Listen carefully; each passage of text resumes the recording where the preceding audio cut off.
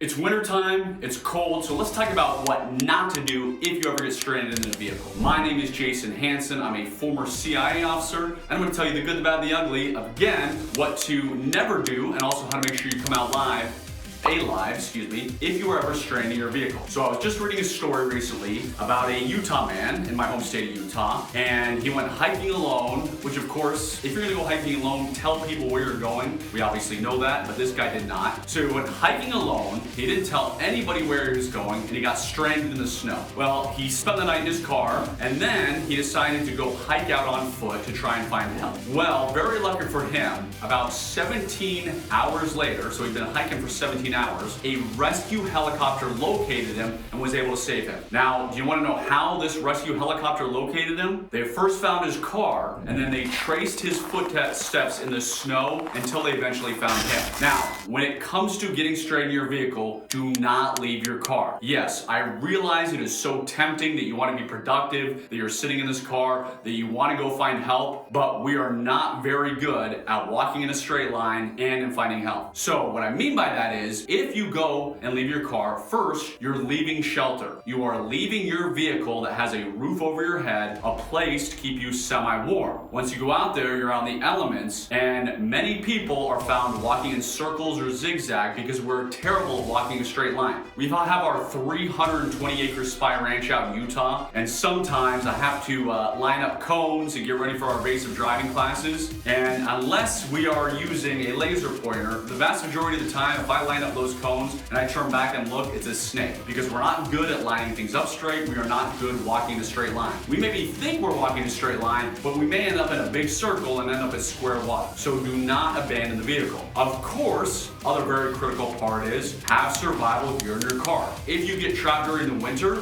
you want to be able to run your car, so you want to be able to run the heat for 10 minutes and then turn it off, and then when you get really cold again, run it for 10 minutes again, which is why, of course, you never want to let your car get down to the yellow where it says, hey, you've got 40 miles before your gas runs out. In wintertime, try to never go below half a tank. Pretty easy to do, but I realize as humans, we're inherently lazy. Most people don't do it. But again, if you live in a place like I do in Utah, where you get a lot of snow, where people can get trapped in the snow, have that half a tank of gas. That way you can run your car a lot more if you get trapped and stay warmer. Next, have your vehicle survival kit. Some of the things that of course should be in there is one of these ponchos. This is one of the emergency ponchos, which is a Mylar emergency blanket. They can reflect body heat up to 90%. So they can reflect up to about 90% of your body heat back to you. These ponchos are dirt cheap. You can get them for a few bucks anywhere. I'm gonna attempt to open this for you. There we go. And well, if I take it out, I will never ever be able to put it back in here. We of course know that. So now this poncho is gonna go back in my kit, not folded up, that is for sure. So here's what they look like. I am gonna unroll this. Nothing fancy, just a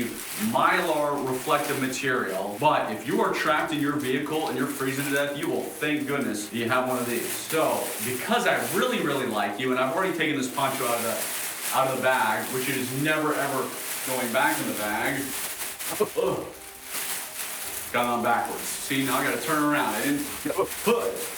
There we go. Now I got my hood, I can do all that. So, have one of these. But don't just have one if you're going out with multiple people. Meaning, if you're going out hiking alone and you've told everybody where you're going and you're gonna be safe, then sure, you only need one for you. But if you have a family, if you're going out somewhere, a trip with 4 people, have 4 of these in the car. It's only gonna cost you a couple bucks, and you never know, it may save your life. Other items to have, I just dropped it, so I'm gonna bend down and grab it, are of course, some type of water filter and a way to get water. We all know you should not eat the snow because that uses too much body heat to break it down to melt it. So do not just sit there and eat snow. That's actually not the best option. Instead, have some type of stove in your vehicle survival kit. A small emergency propane stove, butane stove, etc. There's a million and one of these tiny stoves on the market. They take up very little space, but have one in there, and obviously have a mess kit. That way you can throw a bunch of snow inside your pot, inside your pan, get that water so you can drink it so it's not snow anymore. If for some reason you're in a really nasty area and all the snow's yellow and you don't want to drink yellow snow for some strange reason,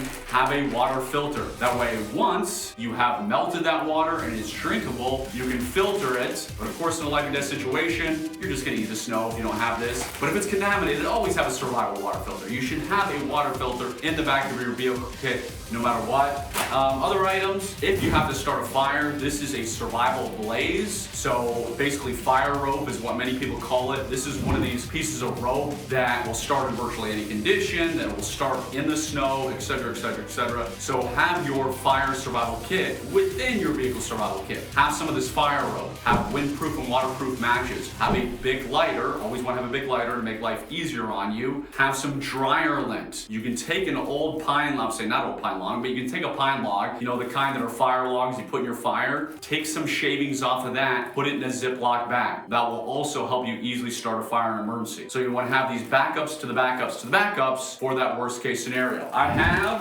road flares. Now before I tell you, well, obviously road flares can be used to start a fire. So if you need to use this for some reason, it helps. But one of the best things to use road flares for, can't even say that, is actually, or has actually nothing to do with a stranded vehicle. If you are surrounded by a mob, if you are in some crazy crisis situation, you pull out your road flare, you light it, and you walk through that crowd. And guess what? People are gonna move out of your way when they see you coming through with a road flare. So great for emergency purposes of getting through riots and mobs and all that craziness. But also, if you have to start a fire, also for, you know, signaling if need be. So have some road flares. Another item that doesn't take up a lot of space for the back of your car and doesn't cost too much. Of course, have food. I love the survival food pouches that I can cook using my small camping stove, using my small mess kit. But I mean, you can throw in other things, you know. If you're going on a long trip, if you're going hiking, camping, and you know you're going in an area with a lot of snow where there is a possibility, even if it's a remote possibility, you get trapped, you throw in some peanuts, go to Sam's Club, go to Costco, buy a bunch of that type of food, throw it in there. Because the one thing that this guy did very well, the guy I mentioned at the very beginning of this video, who got trapped in Utah and survived, is he did have a lot of food on him. So he was able to hike, he was able to keep up his energy levels and everything because he had food in his vehicle. So absolutely have some food. Hopefully you never ever get trapped in a vehicle, but of course none of us ever plan that, but those who do are the ones who live to talk about it. So put together your vehicle survivor kit. If you live in Utah like I do, where you get a lot of snow, throw a sleeping bag in the back of there, throw some jackets and other things. I recently had an old jacket that my wife was trying to take to Goodwill, so I grabbed it, I threw it in the back of my car as part of my vehicle survival kit. She was going through there a while later and she was like, hey, I thought I took this jacket to Goodwill. So she was trying again, but I said, no, it's now part of my vehicle survival kit. And so I'm always throwing different type of things in there, which will allow me to stay warm. So obviously I'll be grateful to have that jacket. I'll be grateful to have a quality sleeping bag. I'll be grateful to have some wool socks if I ever get stranded in the snow. So think about where you live, think about what you need to put together. I'm former CIA officer Jason Hanson. I hope you learned a thing or two or three from this video. If you want a lot more information, make sure you like, subscribe, but also click below, because when you click on the link below, you're gonna be able to get the exact contents of my vehicle survival kit so you can see all the bells and the whistles and everything I have in there. God bless you, God bless your family, and enjoy the rest of your day.